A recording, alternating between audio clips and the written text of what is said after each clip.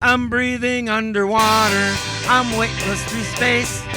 I'm soaring like an eagle all over this place.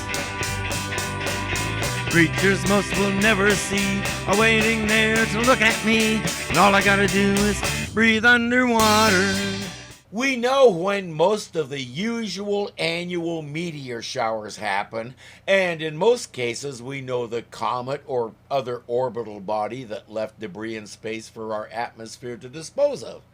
Today we have a rogue meteor shower that isn't making sense. We've got another warning from the Pacific Tracking Station. The second meteor shower is due to hit within the next 4 minutes. Plot 6 on the map. How close will it be? Let's see, within a mile or two. Since that's a concern for them, I'm going to guess these meteors are really big. They've come up to periscope depth and activated the camera so they can watch. 20 seconds. There they are, right on time. 7 of them. No, 8 of them. Kowalski, do you have these meteors on your screen? Yes, sir. Locked on and tracking. Impact in 1 minute. 2.5 miles due west of us.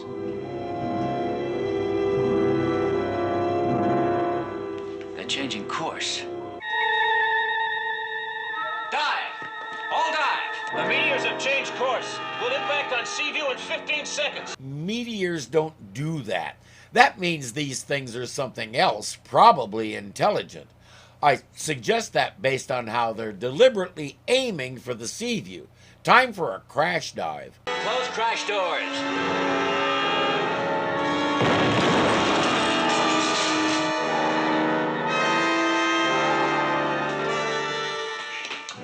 Blow starboard tanks. Trim ship.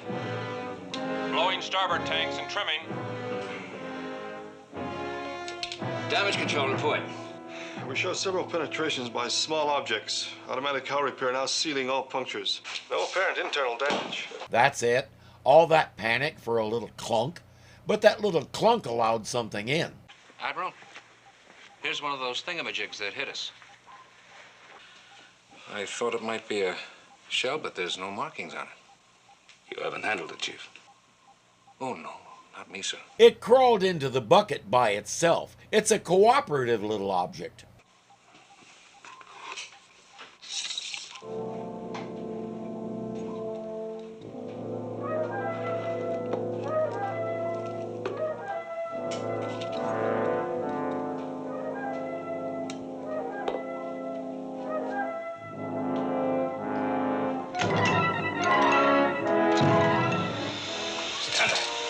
Or not.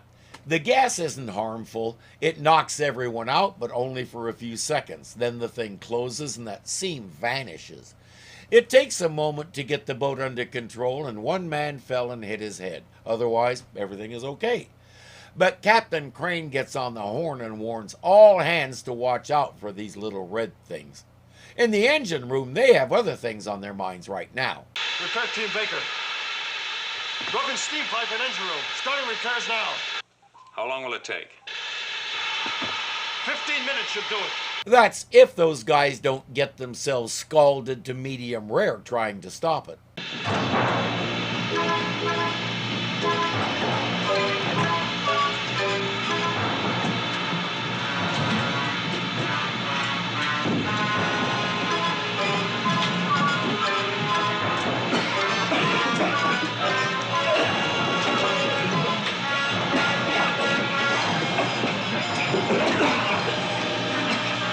Or maybe they'll just let it go for now. Can't see the pipe through this stuff anyway.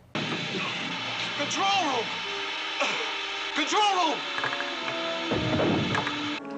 Repair Team Baker, come in. Engine room, come in. Damage control. Check the engine room on the double. In the lab, with the door locked and sealed, Admiral Nelson and Captain Crane are trying to look inside this thing.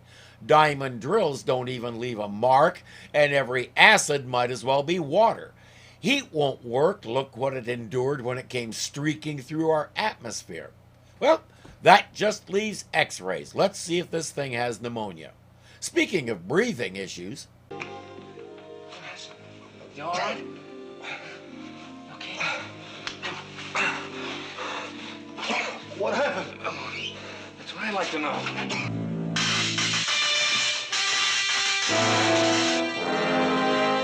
First knockout gas and now a Tesla coil, I guess. They need to send these things out the escape hatch. The X-ray shows what might as well be a rock for all they can see inside it. Nothing. The rays didn't penetrate. Yeah. Well, we'll have to try something else.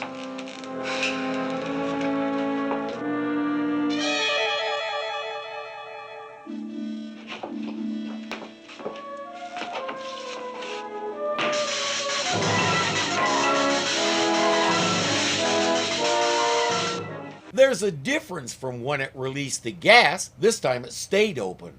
I think if I were there, I'd insist on using the bat shield to approach it. Lee, give me that magnifying glass. Look at this. Huh? Instrumentation. It's a miniature spaceship. That means an intelligent creature is operating it, or was. Right now it looks like nobody's home. Time to call Washington. Yeah, that's right, General. Apparently, we're being invaded by some kind of electrical energy from outer space. They arrived in miniature spaceships. I'm not sure how he deduced that it's an invasion, but he has figured out that those electrical discharges were the occupants leaving the vehicle. That's why these things are so small. If you're made of electricity, you don't need a massive ship to travel in. And we'll forgive them for shaping them like suppositories. Could be an exploratory probe, a space travel expedition. I still think it's an invasion. Why do you say that? Because they landed within 100 miles of Sato number 6. Sato 6? Are you sure? Look, we're in the area. Sato 6 has been decommissioned for more than a year. But it's still our largest reserve underwater atomic base. And you know very well it can be reactivated within 12 hours. Oh, that's how he deduced that it's an invasion. These things more or less targeted a nuclear facility. By the way, 10 years in the future, we have an underwater nuclear facility. Or had. It was decommissioned because a mutated fish the size of the Golden Gate Bridge tried to eat it. What the... Sam Garrity. Oh, Harry. No, this is impossible. It's good to see you, Sam. Same here, Harry. They were friends during the war. He says, I wanted to go on this mission, but there wasn't time to do it properly, so I stowed away. Obviously, he got hungry in the process. But this can't be Sam Garrity. Your plane was shot down in flames. You've been reported missing in action and presumed dead for 27 years. Obviously an erroneous presumption. No, the department's been keeping me under wraps. I've been doing undercover work. Yeah. Well, that must have been interesting. And, how'd Peggy feel about that? Oh, she doesn't mind. She understands. Let's put an end to this game. But you're not Sam Garrity. He's dead. That's nonsense. You see me. I see you. I also see a World War II uniform. I see a man of 40 who should be in his 70s. I see a man who claims a wife named Peggy. But Sam Garrity never married. He says you're someone who came here in that miniature ship and took Sam's image. For a smart alien, he made a lot of mistakes. Naval history, World War II.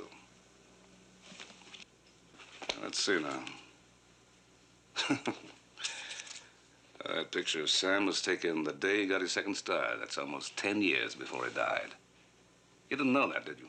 You gotta read the text, dude. Just looking at the pictures leads to stuff like this.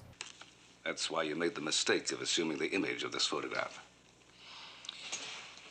What if I insist that I am Sam Garrity?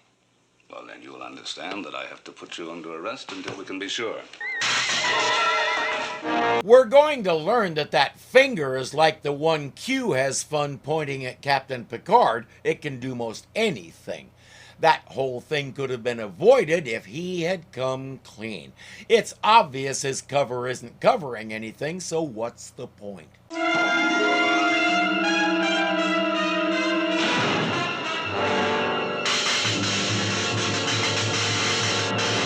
Now we know for sure he's an Irwin Allen villain. He travels by explosion. You may remember from Lost in Space that everybody in the universe can do that, except us. Skipper! The computer's flipped. I don't know. It just started all by itself. Turn it off. I can't, sir. I tried. It won't stop. Listen to this. 2 + 2, weather report. 3 times 1, another weather report. Course and speed, distance to the moon. Just hang on, gentlemen. It has to run out of paper sometime. The Admiral isn't answering a call, so Chip goes to check on him. You heard something? That seemed to be all right. Just stunned, I guess. What's going on? I don't know, sir. All sorts of weird things. Lee, what's happening? Come in. I don't know. The controls are acting up. We're off course. Correction, you're off your course. You're on the aliens' course. Straight toward a big rock formation. The controls are frozen. They can't change it. Nelson orders the engine room to cut all power and come to a dead stop. But momentum is an unforgiving thing.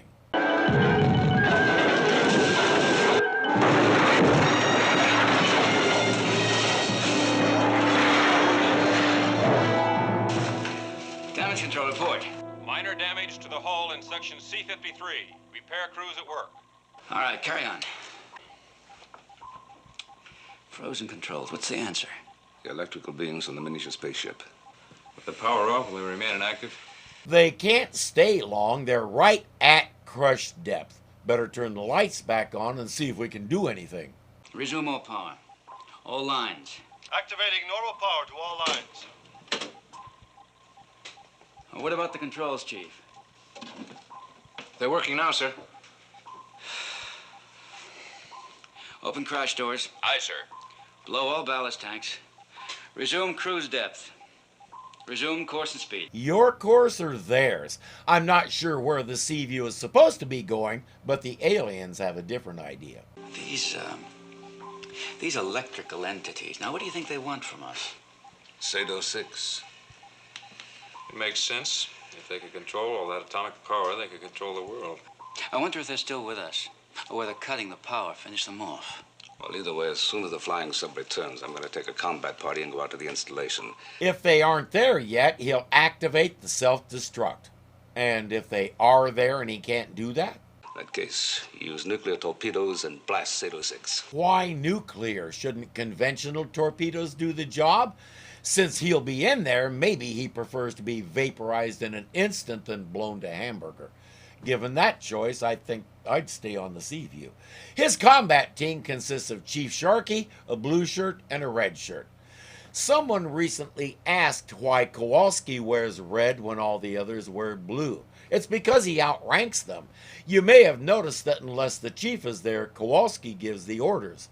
Since these guys have both their captain and an admiral, they sit back and keep their yaps shut. Test signal to launch nuclear torpedoes.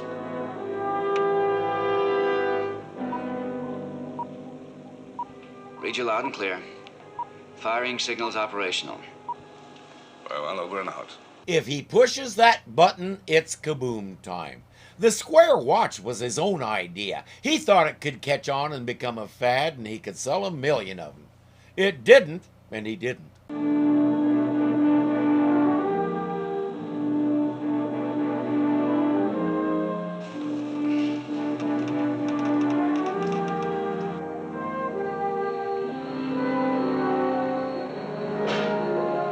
Didn't we already blow that place up once? Maybe it's like those 3D puzzles where you can take it apart and put it together whenever you want. Blow it up, gather the pieces, assemble them, blow it up again. As we know, that's the kind of thing Irwin Allen would have done to save money. Now check this. What do we do if the creatures are here? We destroy the atomic reactor. One of us, or all of us, whoever can get to it. How do you destroy the reactor without blowing up the whole installation? Pull a single lever. Pull a red lever on the start board full down. All right, let's go. Red like the suit you hope to wear someday. Nelson to Seaview. Seaview, go ahead, Admiral. They're here. Heat, light, and ventilation have been turned on. If you don't hear from me in 10 minutes, blow up the installation.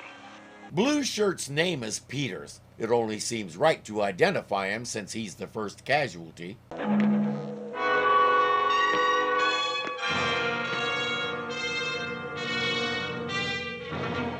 Stand back.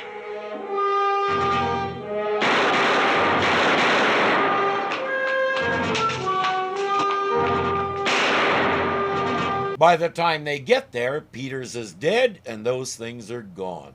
They can't find any marks on Peters, so they're not sure what killed him. So far, none of them has seen anything, so they don't know about the guys in the masks that I'm pretty sure were previously used in the time tunnel. Anyway, on to the reactor.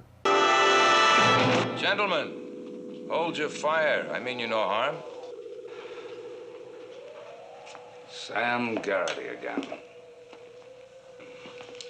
Yes, I rather like the appearance. And why not? Warren Stevens was a good-looking guy. We've seen him many, many times. He's been in every Irwin Allen series we've looked at least once, including a spot in the first season of this one. He was also in Honey West, Wonder Woman, and I forget what else. Who are you, really? And what do you want? Fair questions. We're from a far edge of the galaxy. Wayfarers. Stopping here only briefly to replenish ourselves. Replenish yourself with what? Energy. Your installation here can supply us with all we need. Once we have it, we'll continue on our way. And it didn't occur to you to ask first because... But you need me to start up the installation. Yes. In looking through your mind, I find that you're one of 6 men in your world who knows the correct combination. I also know that any incorrect setting will destroy the generator. But the correct setting is well hidden in your mind. I couldn't read it. Now, I have everything else, but I need the key setting. Will you start the installation for us? No. You came in here unannounced and unbidden. You monkeyed with his ship and knocked him out in his own cabin. You killed one of his men, and you expect him to help you. You have got to be an American tourist. There's enough power here to destroy the human race if it were turned against us. But we're friendly. Explain that to Peters. Again, friendly people ask. They don't just come in and take. Well, I'm very pleased to hear that.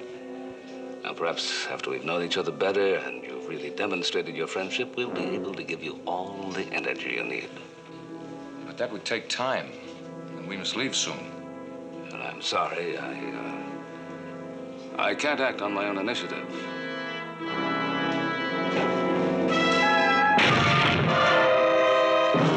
His name was Kelly, at least until Sam wished him away to the cornfield. Friendly people don't kill each other either, duh.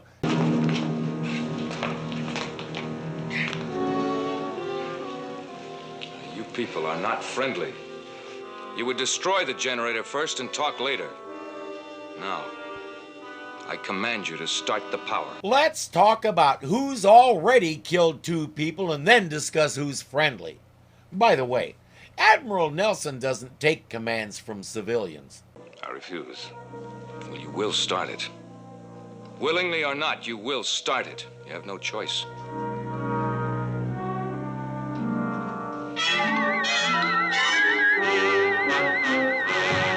Sam is too late. He pushed the button. Missile room. Missile room, aye. Load nuclear warhead torpedoes. Aye, aye, sir. Come to depth 150, course 265. Full ahead. Aye, sir. That's the drawback with torpedoes. To aim them, you have to aim the whole sub.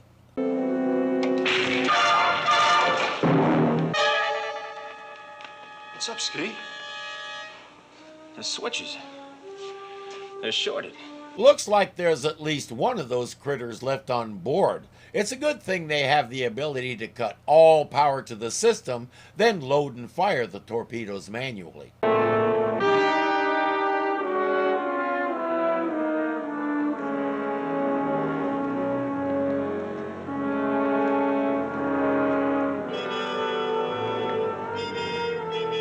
Yeah, he's doing you a lot of good in that condition, isn't he? You say you're friendly, you're just passing wayfarers, but you take what you want by force and never mind the consequences to the planet you're on. You're parasites. All you know is force, and now you get to stand around and wait. Brilliant, Watson. Torpedoes. Intercept.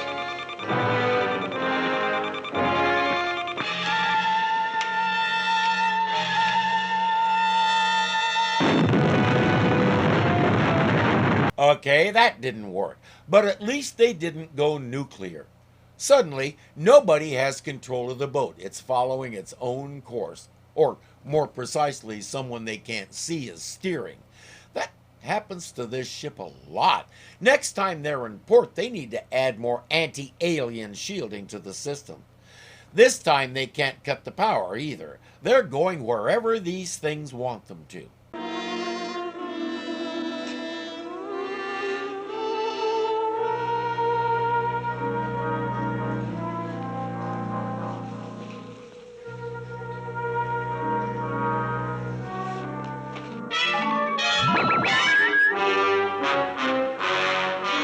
Naturally, Sharky gets one too. This guy doesn't play favorites. Everybody gets treated equally badly. He says it's a heat shield, touch it and it burns you. I'll bet it's not hot enough to melt a bullet, but we've seen how effective those are, so never mind. I'll release you when you decide to be more cooperative. Now, once again, will you start this installation for us? No. Well, I believe that I can bypass you, Admiral, by substituting the Seaview. You'll never get Seaview here to supply the starting power. You're wrong, Admiral. The Seaview is already here. Just arrived. He's not bluffing. Captain Crane just confirmed it. We surfaced.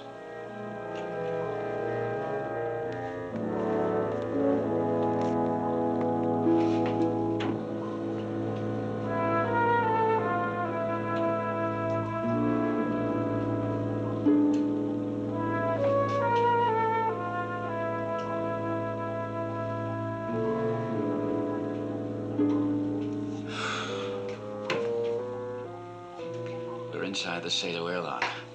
The installation has an airlock big enough for a submarine. That's why the flying sub docked on top of it. It's not a full-size submarine and no children are allowed in the airlock. Captain Crane assembles a combat team that includes Kowalski. Chip gives him some plans to the place and they're ready to go rescue the Admiral. Oh yeah, and those other guys. But Sam knows they're coming, so he and the other monsters bang, pow, boom away to deal with them. That has to be rough on the ears. Drop your weapons. You're my prisoners. Take their weapons. Stay where you are.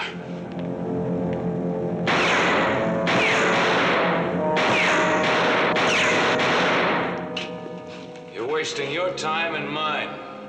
Drop your guns. You're doing yourselves no good. We're gonna find the Admiral. One way or another. Well, if you're his prisoners, he'll probably take you to the other prisoners, so there you go. One way or another. No. The expression is freeze frame, not freeze crane. I'm gonna try to break out of this heat shield. Wait a minute. Why don't you let me try it first, and then we'll see what happens. You stay put. You're the reserve. Now, don't commit yourself until there's absolutely nothing left. Now, that, Chief, is an order. Aye, sir.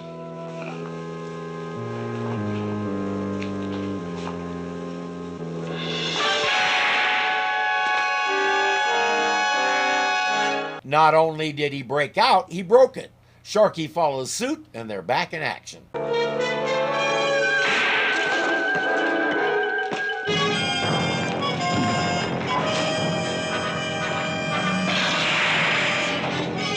Okay, Chief, go for the handle.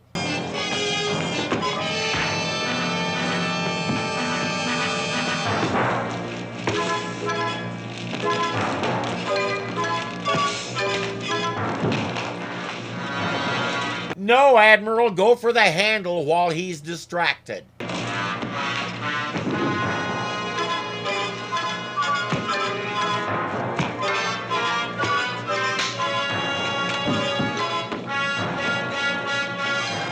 What is it with these two? One of them could have at least tried to pull the handle while the other had that thing occupied. And now Nelson is in trouble. Sam has apparently decided that since he has the Seaview, he doesn't need Nelson anymore, so that thing is free to kill him.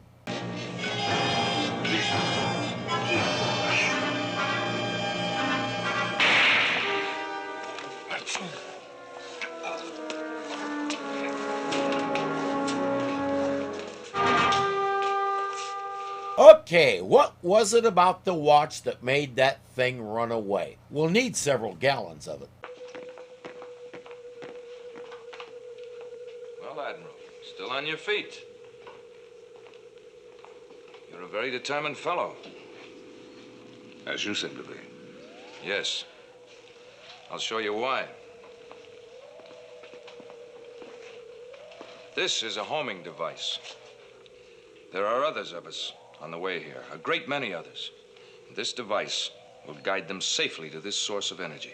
Then our solution is easy. Break it. These are our ships. They're heading straight for Earth. Now, if you activate Sato, they'll come as friends and then continue on their journey. But if you do not, they'll come as destroyers. Either way, they'll be here within the hour. Break it! You're standing right next to it. Grab it and tip it over.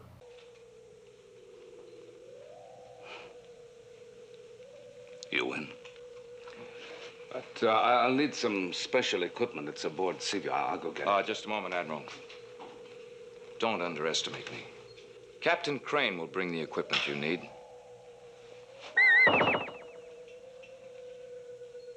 He tells Crane that he needs a suit and gloves for protection to start things up. They're in the reactor room in Locker B.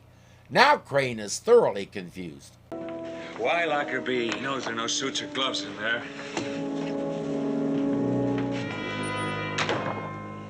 The Admiral was trying to tell me something. Why radiation guns? Never mind that. Why do you have radiation guns? And why didn't Captain Crane know they were there? In the lab, we hit the capsule with X-ray and it opened. Don't you see? Their one weakness is radiation. General Haynes said the capsule we sent back for analysis reacted to radiation. That's right. That's right. The only way we can destroy these things is through radiation. What are you going to do with that?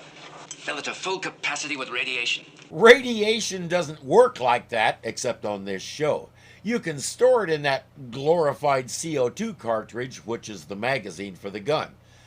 I argued with myself for a long time about whether I wanted to show how they fill it with radiation or just tell how they do it, because this is...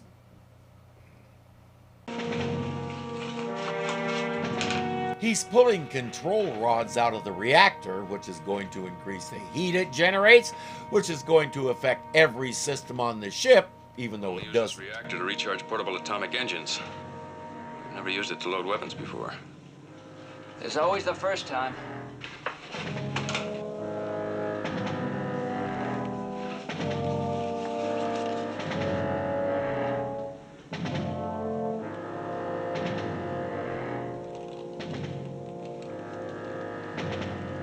And then he puts those things in the empty holes until they're jam-packed full of radiation.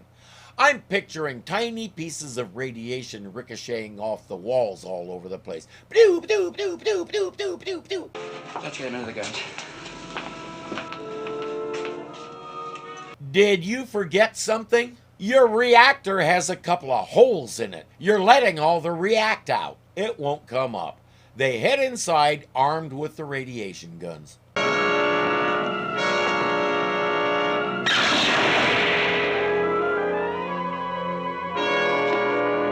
One down. Those other guys are still getting paid to stand perfectly still.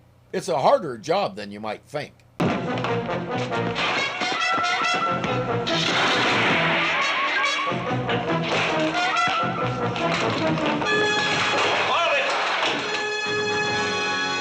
That could have gone better, but you get the feeling nobody's inclined to hold it.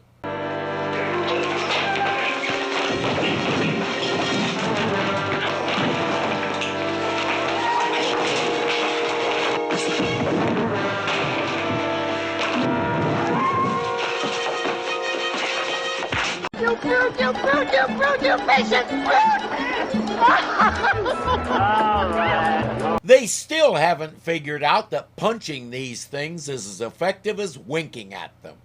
Gentlemen, let me introduce you to a useful word: misdirection. One of you gets their attention, the other goes for the radiation gun. They only seem to know the direct approach. None of them thinks to be sneaky.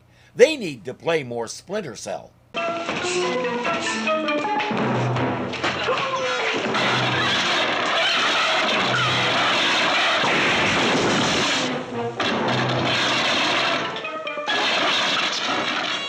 What have I been telling them for half an hour? No homing beacon, no fleet. No fleet, no reason to hang around. Well, there they go, Lee. With their homing device destroyed, they're heading for some other destination. How did you guess they couldn't stand the exposure to the radiation? Well, the watch told me. So when the crystal broke during the fight, the creature was exposed to its radium dial, and that was enough to destroy him. The amount of radiation coming off the average radium dial measured roughly 0.3 of nothing. There's hypersensitivity, and then there's that. I don't doubt that Sam was telling the truth about who they were and what they were doing, and that they didn't really mean us any harm. But when a total stranger comes out of the blue, literally, and starts demanding things while simultaneously telling you he's friendly, it's Admiral Nelson's job to withhold judgment until said stranger has proven himself. Sam's word wasn't enough. If he read Nelson's mind, he had to know that. He also had to know that if you stop at a gas station and fill up your fleet, you're expected to give the gas station something in return. Like the secret of teleporting by explosion. Show us how to do that, and you've got a deal. All I gotta do is breathe underwater. Breathe underwater. Breathe underwater.